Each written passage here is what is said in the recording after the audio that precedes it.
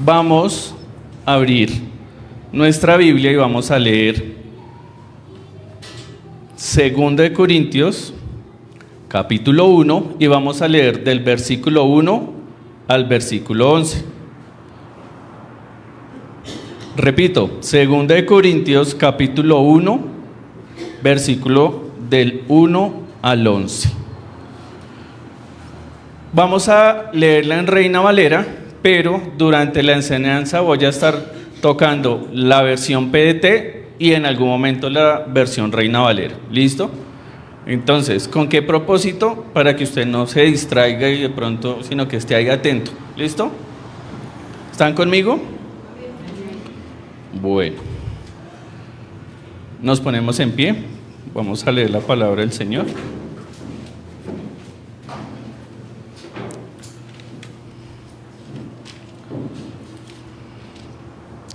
Dice: Pablo, apóstol de Jesucristo por la voluntad de Dios, y el hermano Timoteo, a la iglesia de Dios que está en Corinto, con todos los santos que están en toda Acaya.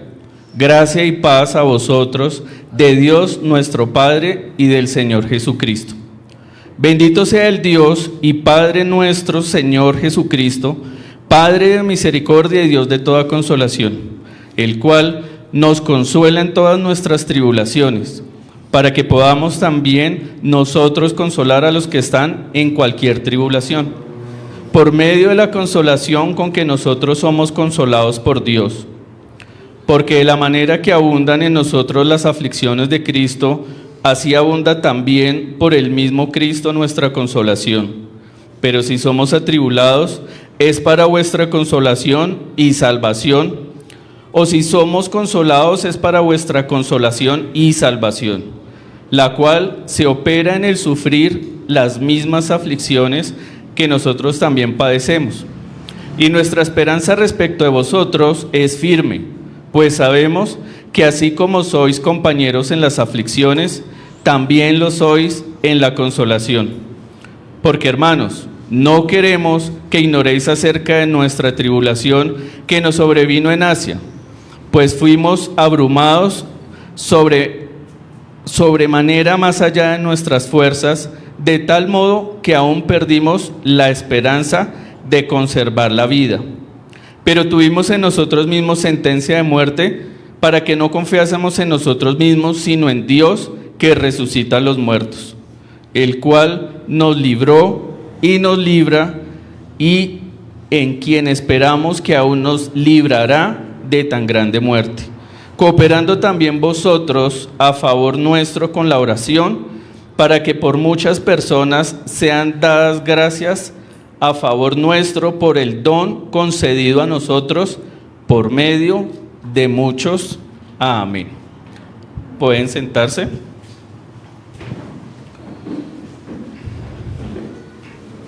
Bueno, no sé si ustedes recuerdan, hace unos meses que tuve la oportunidad de estar acá frente a ustedes. El tema que en ese momento traje, o bueno, que el Señor dio, es que servir cuesta.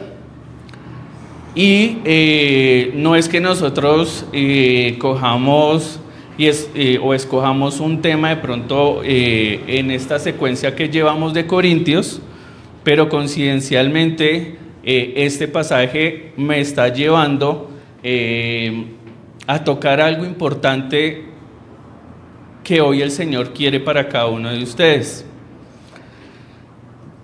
Y ya sabrán de qué es.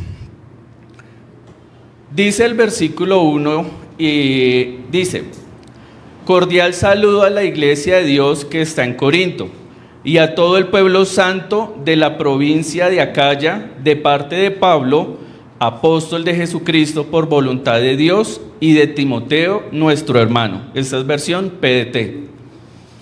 Ya hemos visto en los domingos anteriores, manejamos la primera carta a los Corintios, y hemos visto, bueno, que Pablo está dirigiéndose a la iglesia.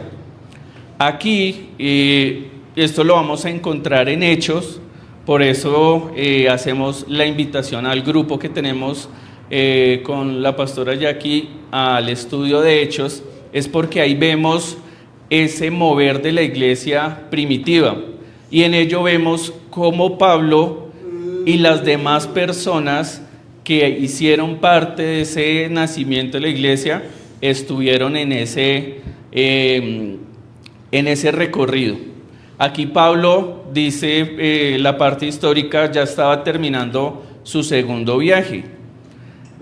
¿Por qué es relevante? Pues porque en esos viajes para Pablo no ha sido fácil. Ha habido oposición, ha sido encarcelado, ha sido azotado, lo han buscado para matarlo. Entonces tiene una relevancia.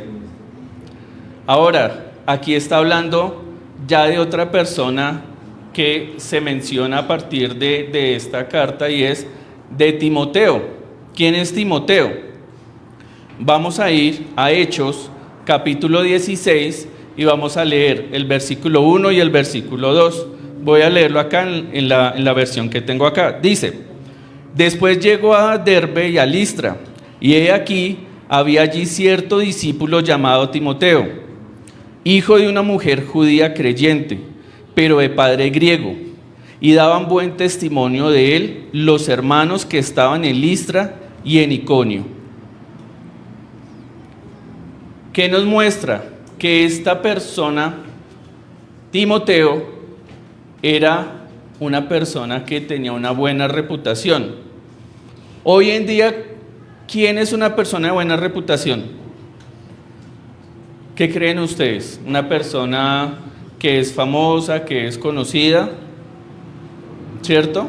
Pues visiblemente o dentro de la sociedad, esas personas que son famosas son las que todo el mundo tiene los ojos puestos en ellas, y no todas, digamos que son o cumplen con una característica de estas, ¿cierto? Muchas personas honorables que hay, pues son pasadas desapercibidas. Pero Pablo en sus viajes conoce a Timoteo y decide involucrarlo en su travesía y decide llevarlo. Todo esto es como un contexto histórico que estoy dando para que se entienda el por qué se está hablando de Timoteo, por qué se hace referencia a la iglesia de Corinto y menciona aquí a Acaya. Es importante, ¿por qué? Porque el contexto histórico nos marca también qué está sucediendo en ese momento. Porque Pablo dirige una carta en un momento determinado a la iglesia, porque algo está sucediendo. Es importante tenerlo. No, las cartas no están escritas porque Pablo estuviera descansando y diciendo, venga, ¿qué me pongo a hacer? Pues escribamos, perdamos el tiempo. En esa época no había ni celular, ni televisión, ni radio, como para uno decir, hago algo de eso, ¿no? No, las cartas tienen un propósito. Continuamos. Dice, vamos a ir al versículo 3. Voy a leerlo en la versión PDT. Dice: bendito sea el Dios y Padre de nuestro Señor Jesucristo, Padre misericordioso y Dios que siempre nos da consuelo. Haciendo este estudio, la palabra consuelo en la carta, en esta carta que estamos tocando, la segunda carta a los Corintios, la palabra consuelo se repite muchas veces. Es una de las palabras que más se repite en esta carta. Y hoy, no sé por lo que usted esté pasando, haya pasado, o esté viviendo, o vaya a vivir, pero el Señor hoy quiere que usted aprenda de la consolación. ¿Qué es la consolación? Entonces, primero voy a dar el término del diccionario sobre qué es consuelo. Dice: descanso y alivio de la pena, molestia o fatiga que aflige y oprime el ánimo. ¿Cuántos hemos estado deprimidos alguna vez? Levanten la mano. Bueno, ¿cuántos hemos pasado por aflicción alguna vez? Levanten la mano. O sea que podríamos decir que todos tenemos algo en común, y es que hemos sufrido, ¿cierto? De pronto el sufrimiento mío es diferente al de Paola, o es diferente al de Jackie, es diferente a cualquiera de los que estamos acá, aún de los que están afuera, ¿cierto? Porque mi dolor no es el mismo para cada uno de ustedes, o el dolor de ustedes no es el mismo para mí. Pueda que para mí yo diga, ay, pero eso es algo insignificante, eso lo supera. Pero para usted eso es la tormenta. ¿Listo? Ya teniendo la definición de consuelo, aquí la palabra nos está dando algo importante, y es que, primero, nuestro Padre es misericordioso. ¿Usted lo cree? ¿Amén? Amén. Bueno, amén, claro que sí, es misericordioso. Y su misericordia la vemos día a día, no importa la situación en la que estemos, siempre su misericordia está presente. Pero también nos está diciendo que es un Dios que nos da siempre consuelo. El decir siempre es que es constante. No es que Dios diga hoy quiero, mañana no. No, es constante. Su consuelo es constante. Pero hay veces nosotros creemos que a Dios se le olvidó, o que nosotros estamos en un rincón y que Dios, sus ojos están en otro lado. Porque es que nos creemos el centro y que Dios tiene que, de una forma diferente, tener consuelo por nosotros. Y vamos a ver que sí, su amor es tan grande que Él tiene consuelo en nosotros. Vamos al Salmo 119 y vamos a leer del 49 al 50. Igual voy a leerlo aquí para que agilicemos tiempo. Salmo 19, 49, 50. Dice: acuérdate de la palabra dada a tu siervo, en la cual me has hecho esperar. Ella es mi consuelo en mi aflicción, porque tu dicho me ha vivificado. Entonces, ¿qué me está mostrando el Salmo acá? ¿Cuál es la herramienta que Dios usa para consolarnos? ¿Quién me dice? ¿Quién se quiere ganar un vasito de agua para este calor? ¿Quién me dice? En lo que acabé de leer. La palabra. Pero no veo que hayan levantado la mano. Dije, levante la mano quien tenga la respuesta. Es que no quiero que se me duerman. Luchen por no dormirse. Efectivamente, como lo dijo Dana en la palabra, voy a volverlo a leer. Acuérdate de la palabra dada a tu siervo, en la cual me has hecho esperar. Ella es mi consuelo en mi aflicción. Hay veces nosotros estamos esperando que en ese momento de dificultad cosas sobrenaturales sucedan para nosotros ver el consuelo de Dios. Y sí, el Señor hay veces lo hace, porque es que nos cuesta entender que ese consuelo primeramente está ahí en la palabra, que ese consuelo está primeramente cuando yo entro en intimidad con Él.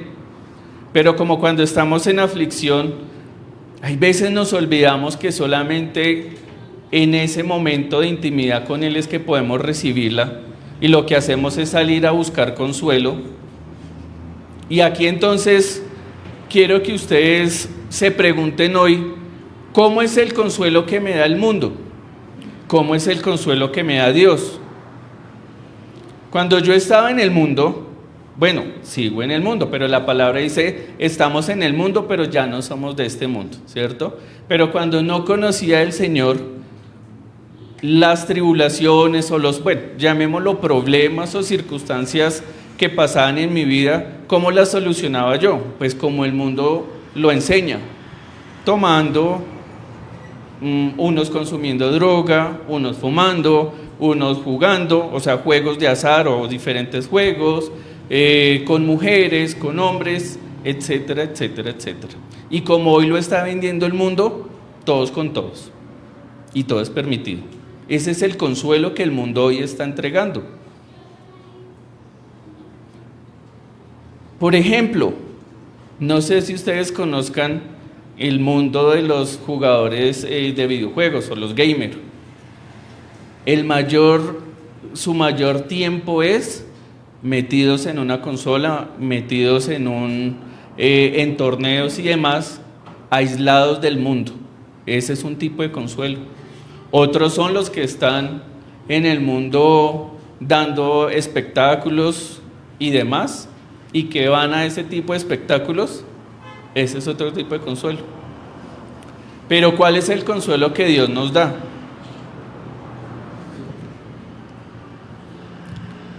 Vamos a ir al versículo 4. Dice, voy a leerlo en la versión PDT. Dios nos consuela en todos nuestros sufrimientos para que también nosotros podamos consolar a quienes sufren, dándoles el mismo consuelo que recibimos de Él.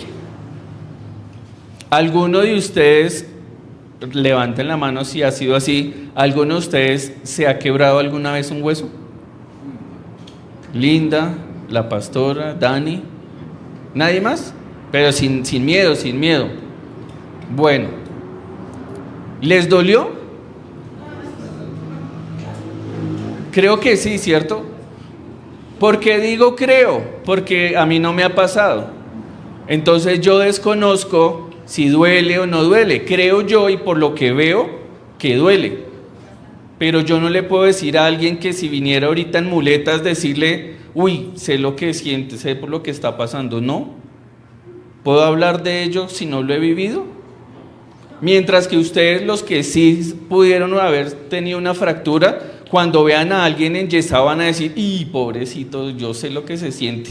Sé lo que es después de X tiempo que empiece, bueno, es lo que entiendo y he escuchado, que cuando está el yeso empieza a picar y uno no sabe cómo rascarse, y los dolores cuando hace frío. Es lo que yo escucho y sé, pero no lo he vivido.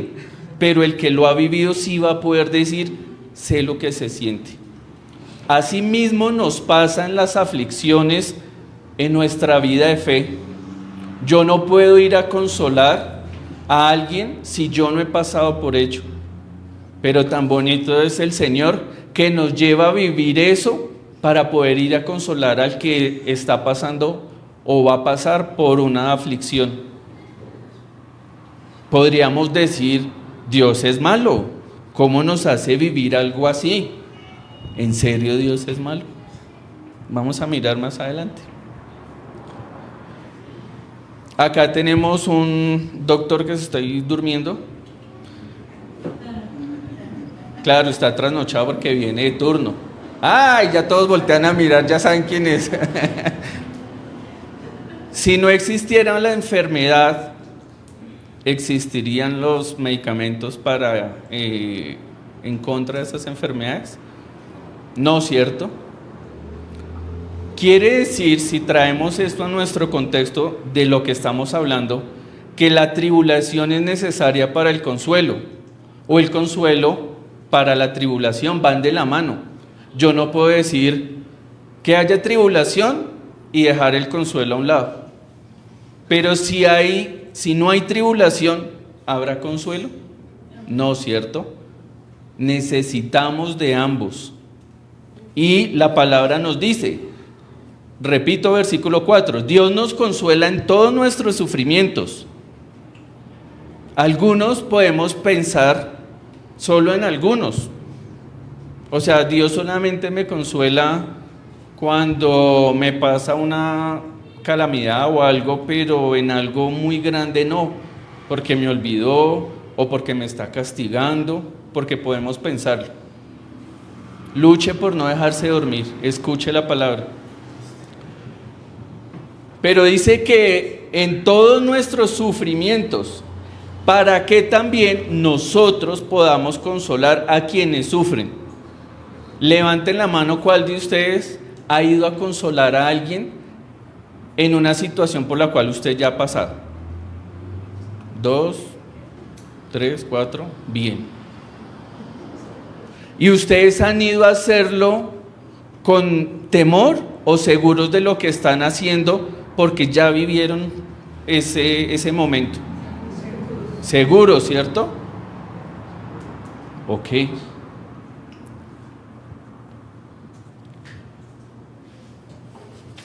Vamos a hablar de alguien que en la Biblia, bueno, no es el único. Muchos, es como el personaje más icónico, pero la Biblia muestra muchos que han pasado por tribulación y que Dios los ha consolado. Pero hoy traigo a alguien especial. ¿Y por qué esa persona especial la traigo? Pues porque nos muestra el actuar del hombre y el actuar de Dios. Entonces le voy a hablar de una persona, dice, lo voy a leer textual de como lo dice la palabra: era este hombre perfecto y recto, temeroso de Dios y apartado del mal. O sea, podríamos decir una persona íntegra, con fe, una buena persona. Dice también, literal, tomado del texto: tenía 7 hijos y 3 hijas, tenía una hacienda con muchas riquezas y tenía muchos criados. Si alguien sabe quién estoy hablando, levante la mano para que se gane el vasito con agua. No, pero... A ver, levanten la mano con ánimo, es que se me están durmiendo. Dime. Job, bueno, entonces le pido el favor. Ok, entonces le pido el favor ahorita a un ujier que si me colabora con 2 vasitos de agua y se lo damos a las personas que dieron efectivamente la respuesta. Sí, es Job. Es Job. Dice la palabra que era un hombre temeroso de Dios, perfecto y recto. Pero un día perdió sus bienes, sus hijos murieron, sus criados murieron, pero lo que menciona la palabra es que quedaba uno, que era el que iba y le contaba. Y eso nos lleva entonces a pensar, pero si es una persona tan buena, con fe, porque la palabra dice que era un hombre de fe, ¿por qué le pasan esas cosas? Dios nos castiga. Y si el mundo sabe que nosotros somos cristianos, no sé si les haya pasado. A mí sí. Y dice, ¿pero usted no es que es cristiano? ¿Usted no que cree en un Dios sobrenatural? Ah, vea, lo está castigando Dios. ¿Usted quién sabe qué haría? ¿No les ha pasado? Y nosotros mismos también pensamos, ¿será que Dios me está castigando? ¿Yo qué hice mal? Y empieza uno a darle vueltas. ¿Será que fue porque no le ayudé a mi esposa a hacer los quehaceres? ¿Será porque dejé a mi hijo plantado allá en sus juegos y me fui yo a trabajar y le dediqué más tiempo al trabajo y lo dejé por allá? ¿Será que es porque X o Y circunstancia? ¿Será que Dios nos castiga? ¿Y qué hizo Job? ¿O qué buscó Job? Él esperó el consuelo de sus amigos. ¿Y qué dice la palabra? Vamos a Job, capítulo 2, versículo 11 y 12. Voy a leerlo, versión Reina Valera. Dice: y 3 amigos de Job, Elifaz temanita, Bildad suita y Zofar naamita, luego que oyeron todo este mal que le había sobrevenido, vinieron cada uno de su lugar, porque habían convenido en venir juntos para condolecerse de él y para consolarle. Muy buena intención de los amigos de Job. Escucharon que su amigo estaba pasando por una situación muy difícil, perder todas sus riquezas, perder a sus hijos, todo lo que tenía. Y bueno, y más adelante también Job nos muestra la aflicción que tuvo él en su cuerpo. Muy buena la intención de sus amigos. No sé hoy en día si algo nos sucediera, si tuviéramos esas personas que van ahí al lado a consolarnos o con la intención de consolarnos. Pero por muy buena intención que ellos hayan tenido, pues son hombres y todo hombre falla. Dice la palabra, maldito el que pone o cree en el hombre, ¿cierto? Y está hablando también de nosotros mismos. Miremos qué pasó con los amigos de Job entonces. Dice, vamos a ir a Job capítulo 4, versículo del 1 al 9. Ese sí me toca leerlo porque no lo imprimí. Mientras lo busco, si ustedes en sus Biblias vamos a Job capítulo 4, versículo del 1 al 9.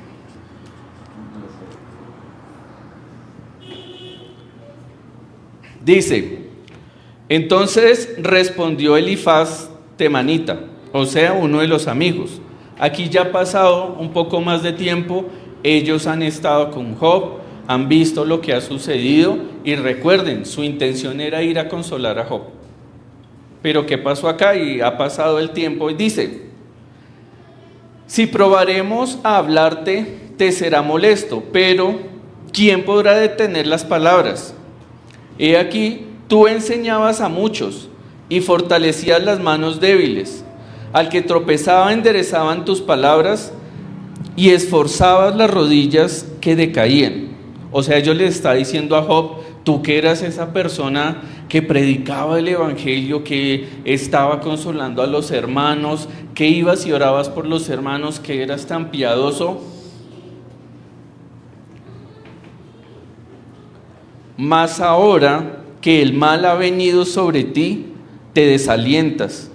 Y cuando llegado hasta ti te turbas, ¿no es tu temor a Dios tu confianza? ¿No es tu esperanza la integridad de tus caminos?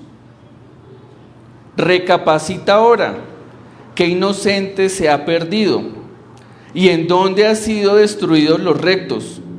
Como yo he visto los que harán iniquidad, y siembra injuria la ciegan. ¿Qué quiere decir eso? Acá ellos les están diciendo, usted algo hizo, hermano. En pocas palabras. Dios lo está castigando porque usted algo hizo.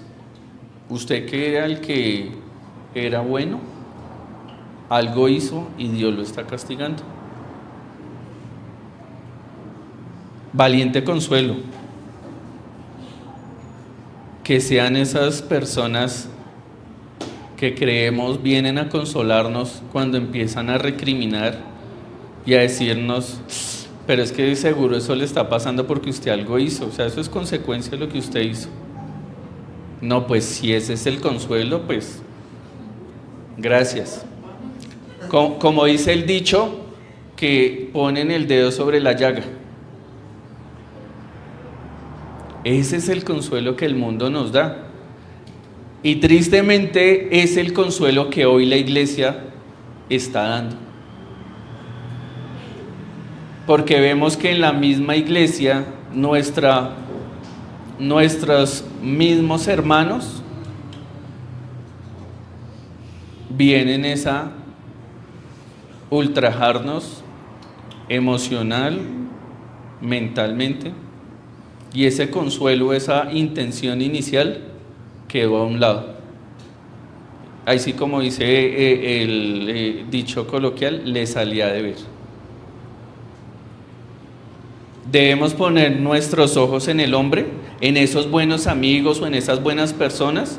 No estoy generalizando, no estoy diciendo que no haya personas que Dios puede usar para llevarnos a dar un consuelo. Sí, eso se da y puede pasar. Pero no es esa la pregunta es, nosotros en un momento de aflicción o de tribulación, vamos corriendo confiando en mi amigo, en el que tengo al lado, en mi esposo, en mi esposa, en mis hijos, en mi familia, en mis amigos. Ese es mi consuelo, es lo que yo estoy buscando, es lo que Job hizo, y siendo un hombre de fe.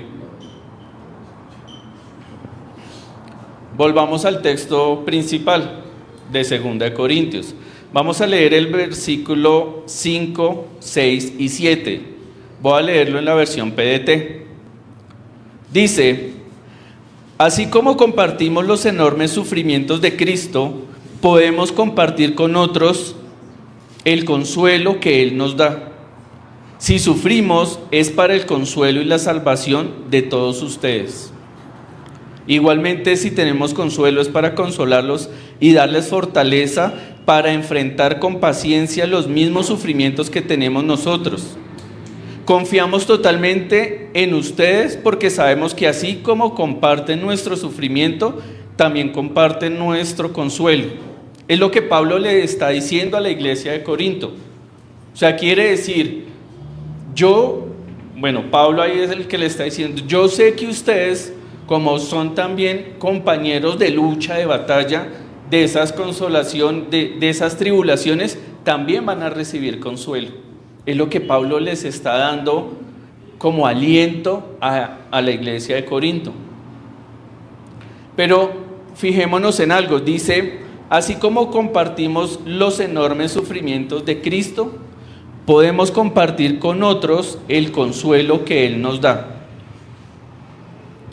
Acá vemos a alguien que nos consuela, que realmente nos consuela, y es Cristo. Y alguien diría, ¿y por qué yo tengo que sufrir o padecer los enormes sufrimientos de Cristo? Y yo les pregunto, ¿en serio estamos creyendo que lo que Cristo sufrió lo estamos sufriendo nosotros? ¿Alguno de ustedes ha sido golpeado con látigos, dice la palabra, que desprendía la carne de sus huesos? ¿Alguno ha sufrido eso? ¿Alguno ha tenido que derramar, dice la palabra, que hasta de su cuerpo salió agua porque no había ni una gota más de sangre? ¿Alguno ha tenido que decir, yo muero por mi hermano en la cruz? ¿Literal? No, ¿cierto? Sí, va a haber aflicción. El Señor dijo, en este mundo tendréis aflicción, pero confiad, yo he vencido al mundo. Creemos en la palabra, lo vimos ahorita en el Salmo, que es tu palabra la que nos da el consuelo.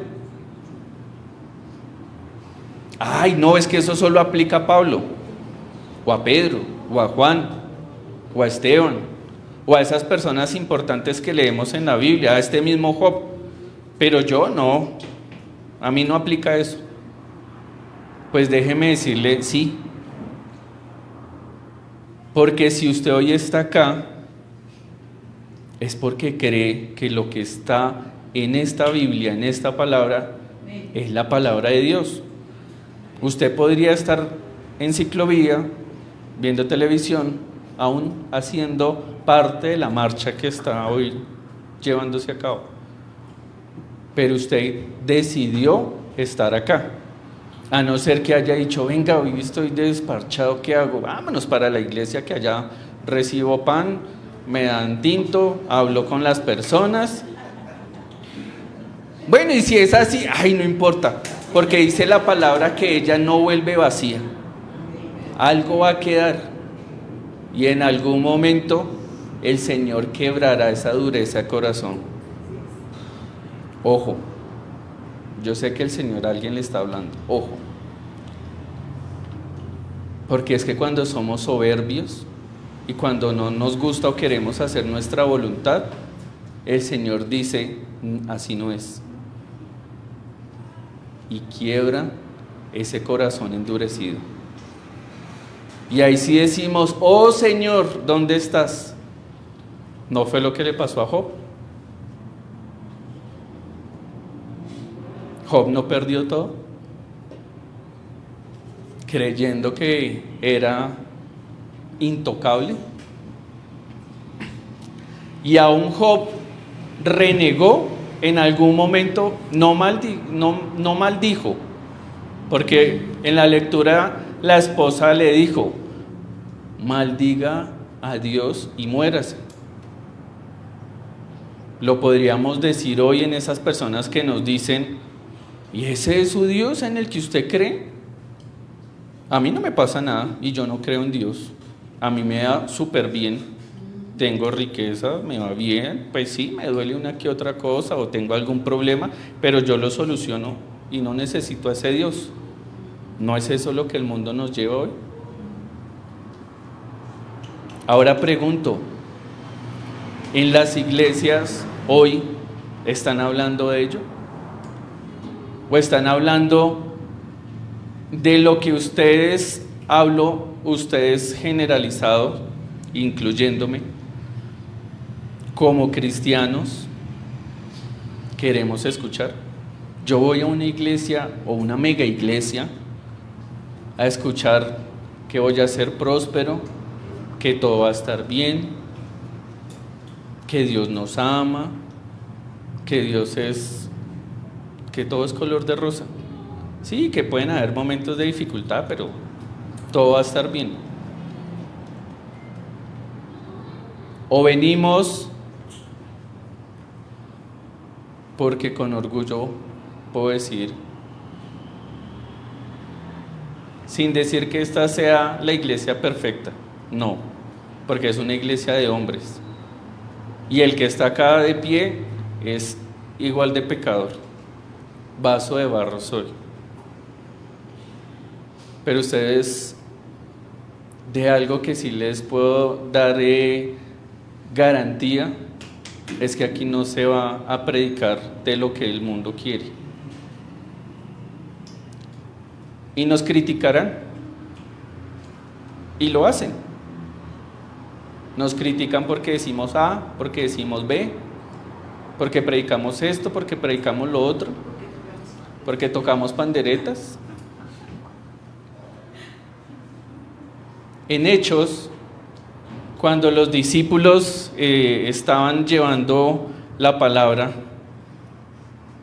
Pedro, estaban en un sitio y los iban a linchar y les decían, no prediquen más eso, no prediquen del evangelio para que salgan vivos. Y ellos en el concilio decían, ¿a quién le voy a hacer caso? ¿Al hombre o a Dios, que fue el que me llamó a predicar? Y hoy digo, ¿a quién yo hoy le voy a hacer caso? ¿Al hombre? Sea en la iglesia, sea pastor, apóstol, profeta, todas las denominaciones que hoy las iglesias, aunque lo han tergiversado, pero bueno. ¿O le hago caso a Dios, a su palabra?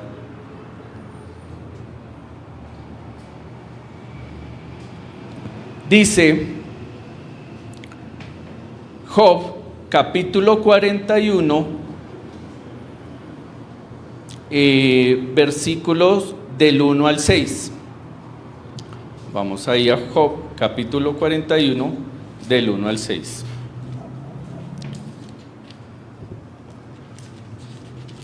Porque Job le decía a Dios, ¿por qué?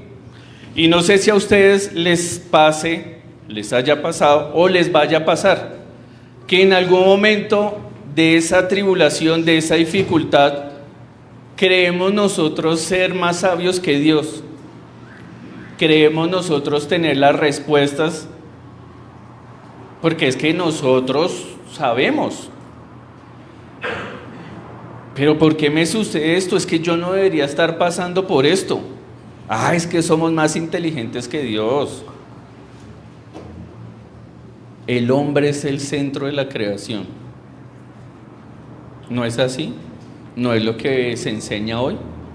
Dios murió en la cruz por mí. Y sí, murió por el hombre. Pero es que no porque nosotros seamos el centro del universo. No somos tan importantes. Pero es que nosotros creemos que somos más inteligentes que Dios. Y Job lo hizo. Dice, sacarás tú, Job capítulo 41, versículo del 1 al 6. Sacarás tú al Leviatán con anzuelo o con cuerda de los eches en su lengua. Podrás tú soga en sus narices y horarás con garfio su quijada. Multiplicará el ruegos para contigo, te hablará de lisonjas, hará pacto contigo para que lo tomes por siervo perpetuo. Jugarás con él como pájaro o lo atarás para tus niñas.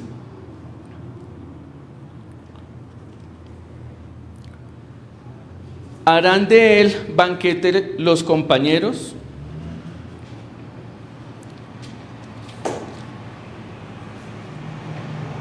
Job, capítulo 40, ahí atrasito. Además respondió Jehová a Job y dijo, ¿es sabiduría contener con el Omnipotente? El que disputa con Dios, responda esto. Entonces respondió Job a Jehová y dijo, he aquí, yo soy vil. ¿Qué te responderé? Mi mano pongo sobre mi boca. Una vez hablé, mas no responderé, aún 2 veces, mas no volveré a hablar. ¿Por qué se está dando esto? ¿Por qué Job está respondiendo esto? ¿Y por qué Dios está hablando esto? Bueno, desde el capítulo 38 hasta más o menos la mitad del 41, Dios le estaba diciendo a Job lo siguiente, porque aquí con esto lo resumimos. Entonces respondió Jehová a Job desde un torbellino y dijo, ¿quién es ese que oscurece el consejo con palabras sin sabiduría? Ahora ciñe como varón tus lomos. Yo te preguntaré y tú me contestarás. ¿Dónde estabas tú cuando yo fundaba la tierra? Házmelo saber si tienes inteligencia. ¿Quién ordenó sus medidas si lo sabes? ¿Quién ordenó sus medidas si lo sabes? ¿O quién extendió sobre ella cordel? ¿Sobre qué están fundadas sus bases? ¿O quién puso su piedra angular? Cuando alababan todas las estrellas del alba y se regocijaban todos los hijos de Dios. ¿Quién encerró con puertas el mar cuando se derramaba saliéndose de su seno? Cuando puse yo nubes por vestidura suya y por su faja oscuridad y establecí sobre él mi decreto, le puse puertas y cerrojo y dije, hasta aquí llegarás y no pasarás delante, y aquí parará el orgullo de tus olas. Dios le está diciendo, usted es más importante que yo, o sea, usted creó los cielos y la tierra. Yo no sé si usted se haya preguntado en algún momento por qué el sol sale y se oscurece, por qué sale la luna, por qué las estaciones.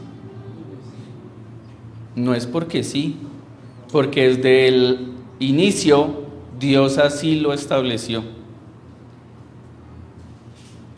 Y le está diciendo Dios a Job, ¿usted hizo eso?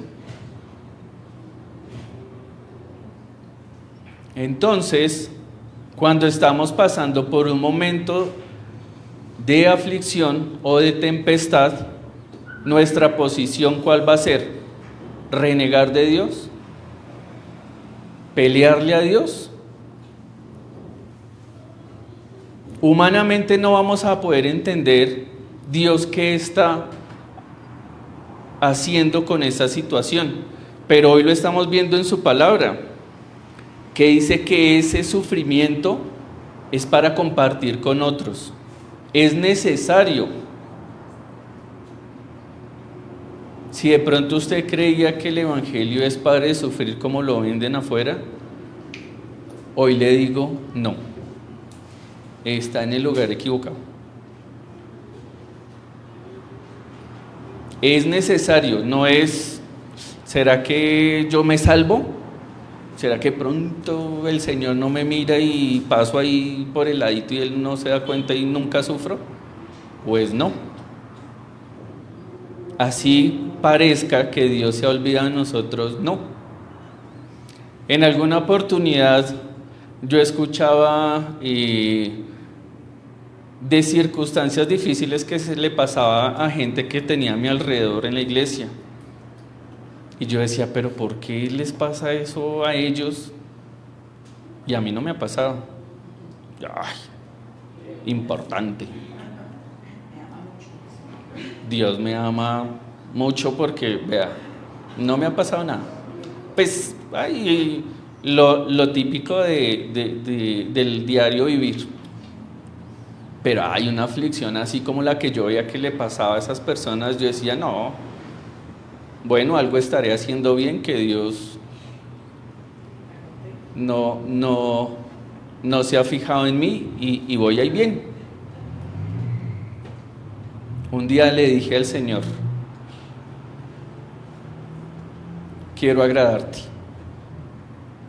quiero hacer lo que para ti es sagrado, ser olor grato ante ti, como dice su palabra, vaso de honra, no porque yo lo merezca. Y en algún momento lo pensé, no lo dije, pero es que Él sí conoce nuestro corazón. Y dije en mi corazón, no importa lo que suceda, voy a estar ahí firmes.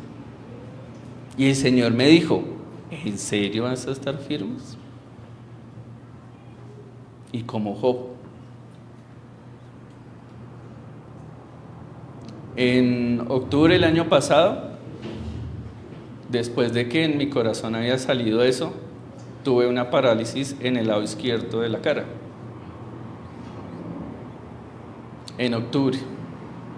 Y corrí, hice mis terapias y bueno, bien. Hay veces de pronto me sale por ahí un tic, entonces si se dan cuenta, entonces ahí sí, no es que les esté picando el ojo, es que me quedó un tic. No, mentiras. Eso fue en octubre. En noviembre me enteró que mi madre tiene cáncer y fallece.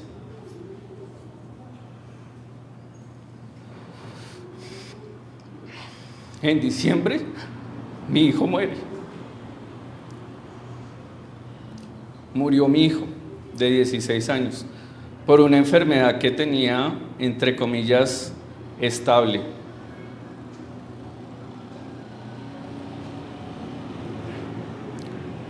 Y esa voz en mi cabeza diciendo, ¿en serio me vas a servir? Y esa voz que decía, ¿ese es su Dios? Perdí a mi madre y perdí a mi hijo en 2 meses. ¿Cuál hubiera sido mi posición? ¿Hubiera maldecido a Dios? Le hubiera dicho, pero tú, ¿por qué me haces eso? ¿Acaso soy yo Dios para decir qué hacer y qué no hacer? ¿Acaso cada uno de los que estamos acá somos Dios para decir, haz esto o no hagas aquello? No, ¿cierto? Job lo quiso y Dios lo paró y le dijo, ey, es que tú no eres Dios. Y dice la palabra, es que tus pensamientos no son mis pensamientos. Yo tengo pensamientos más grandes. Y sí, yo no me he partido un hueso hasta ahora. pero perdí a mi hijo y a mi madre y sé que puedo ir a consolar a alguien por el que esté pasando por esa situación. Yo no sé si usted haya pasado por una pérdida, no sé si usted esté llevando ese peso. Hoy el Señor quiere que usted sea libre. Hoy el Señor quiere que usted reciba ese consuelo. Y si en este momento no está pasando por nada, tranquilo, ya llegará su momento. Qué pena, pero así va a ser. Y ahí esta palabra tomará vida para cada uno de ustedes, en decir, ay, sí, ya me acuerdo, esto me lo habían dicho antes. ¿Cuál va a ser nuestra posición cuando llegue el momento de la dificultad? El Señor hoy nos está mostrando que Él es nuestro consuelo. ¿Y por qué vuelvo a tocar lo que sucedió en mi vida? Porque así como Job, y lo vemos en el versículo 41, capítulo 41, gracias.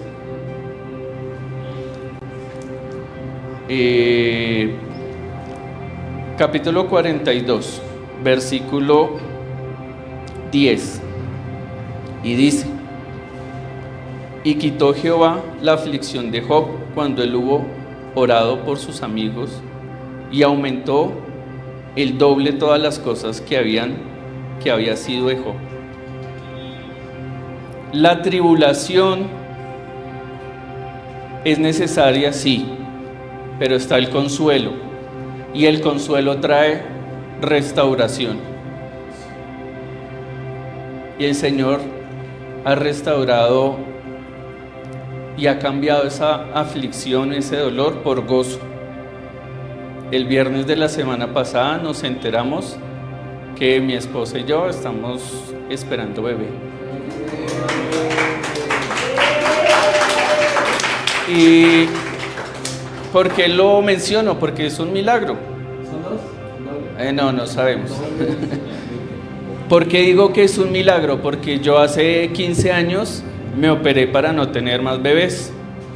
Cuando decidimos con mi esposa, después de todo lo que sucedió con mi hijo y demás, dijimos, venga, la vida se nos puede ir y no hemos pensado en tener familia, y decidimos tener familia, pero yo estaba operado. Entonces, ¿qué hicimos?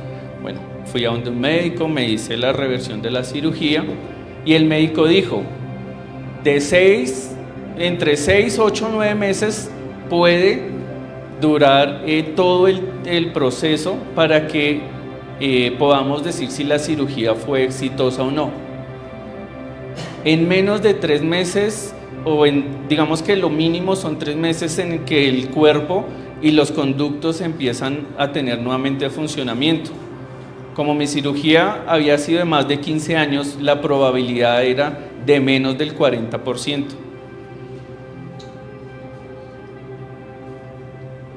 Y no llevo 3 meses de la cirugía. Bueno, ayer los estaba cumpliendo. En los 2 meses y 20 días, mi esposa quedó en embarazo. Para la gloria de Dios, porque es un milagro. Y le escribí al médico, porque precisamente a final de este mes tenía mi primer control con el médico. Y le dije, doctor, mi esposa está en embarazo. Nos enteramos el viernes.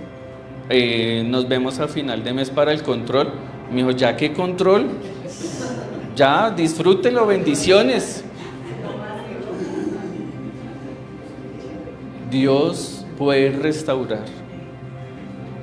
Y aparte de eso nos dio otro regalo, algo material. Dios consuela. Sí, hay que pasar por el sufrimiento, porque ahí es donde le conocemos a Él. Y ya para terminar voy a leer desde el versículo 8 de 2 Corintios. Dice Pablo a la iglesia: hermanos, Queremos que sepan acerca de los problemas que afrontamos en Asia. Tuvimos que soportar una carga demasiado pesada para nosotros y estábamos tan desesperados que incluso perdimos la esperanza de seguir viviendo. Yo les digo, cuando mi hijo fallece, yo quería morir. Pero yo dije, si corto mi vida, no me iré al cielo y no me podré ver ni con mi mamá ni con mi hijo. Me voy a condenar. Pero quería morir, literalmente quería morir. Y tenía a mi esposa al lado que me estaba ayudando y no me importó. Tenía una nueva familia que Dios me dio, no me importó. Era tan grande el dolor que yo quería morir. Aún me duele. Aún lloro mi hijo. Pero ya lo asumo diferente. Porque he recibido el consuelo que Dios ha traído en mi vida. Porque le he creído. Y Pablo le dice a la iglesia, perdimos la esperanza. Hoy le digo a la iglesia, no pierdan la esperanza. Porque el Señor es especialista en el último segundo. Pero Él responde. Él no nos deja porque su palabra dice que Él va a estar con nosotros hasta el último día. Y dice, en el fondo de nuestro corazón sentíamos que se nos había dado sentencia de muerte. Sin embargo, esto sucedió para que aprendiéramos a dejar de confiar en nosotros mismos y confiemos en Dios. Que nuestra confianza esté puesta en Dios, porque es el único que nos consuela, es el único que restaura, es el único que hizo los cielos y la tierra. Póngase en pie. Si usted en algún momento ha pasado por una situación difícil y siente que hay algo que no ha podido dejar, o está pasando en este momento por algo difícil, o incluso lo que va a venir porque no sabemos, hoy que su oración sea, Señor, que mi fe no caiga, que mi fe se mantenga, que mis ojos estén puestos en ti, no en mí, no en el que tengo al lado, aún no en la misma iglesia, porque insisto, la iglesia está hecha de hombres. Pero nuestro pastor, la cabeza de la iglesia, es Cristo. Y Él dio su vida por su amada, por su iglesia.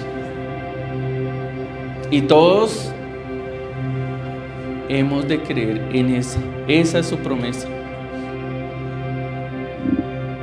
El título de la enseñanza es ¿y en medio de la tempestad qué? No sé si se han dado cuenta en las enseñanzas anteriores, ese ya no como el comodín. ¿Qué? Porque el mensaje es, ¿qué va a hacer usted cuando esté la tempestad? ¿Vamos a estar en calma? ¿Vamos a confiar en Dios?